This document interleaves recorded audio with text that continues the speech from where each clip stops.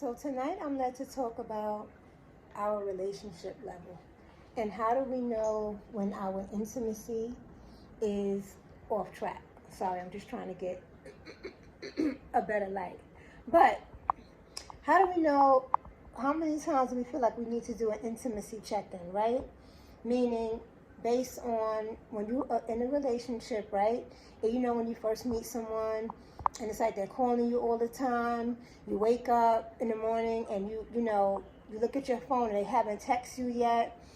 And then the more the relationship progresses, it's like maybe they're not reaching out as much. So now it's your turn to reach out, right? So it's like the guy is a pursuer, and then now you're just returning the favor. So when you look at it with your relationship with Christ, it's more like he pursues us, right? The love of God pursues us, but he pursues us gently, right? He's not going to force us. He's not going to make us.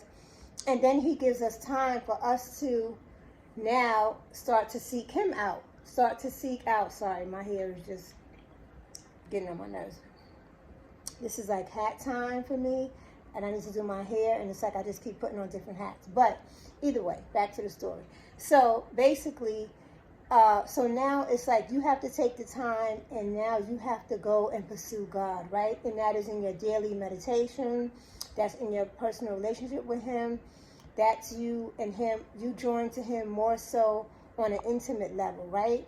So you're not waiting until a crisis hit, like you lose your job, you found out you got fibroids, just things that come up with women all the time, or like, you're facing a breakup. And now you remember your relationship with your father or relationship with your parents. When I think about my children, it's like, I know that my daughter is like, as soon as she wakes up, it's like a good morning text. My son is like, I have to chase him down. Hey son, how you doing? How you doing? How you doing? And that's fine, right? Because there's differences in women's relationships versus men's relationships with their mom or like with their dads. But the moral of the story is that you start knowing, like God knows us as well, right? So it's like, again, you start checking in. Something in you should feel off if you haven't had your daily bread, in the sense of you haven't had your meditation.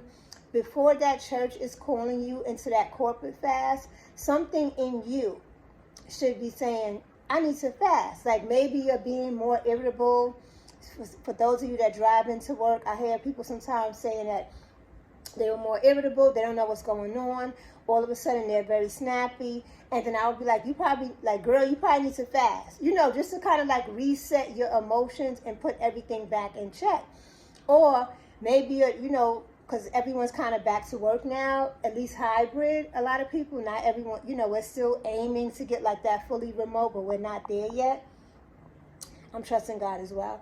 But like I said, so we're back with the trains being crowded, people having attitude, people are rude, people bump into you, this and this and that. And you really have to keep yourself in subjection in your feelings to not pop off. Let's put it like that. Let's be real. Right? Because he knows us and the enemy knows us as well. So it's like you want to get to a place where like you miss your relationship with God. So like, yes, sometimes, you get up in the morning. I know for me, I'm a morning person, so I like getting up early. I make my coffee. That's like my quiet time. That's when I hear from him.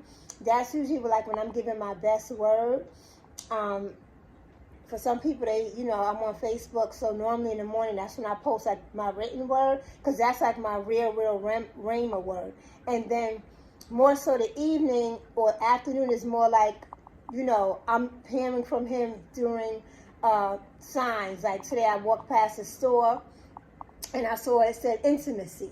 And that led me to like, I was like, okay, tonight I'm going to post about this word, because it just brings us back to like, what checks are you seeing? You should be able to know what's going on with you before. And that's my daughter texting me. So if you see her smiley faces, that's why.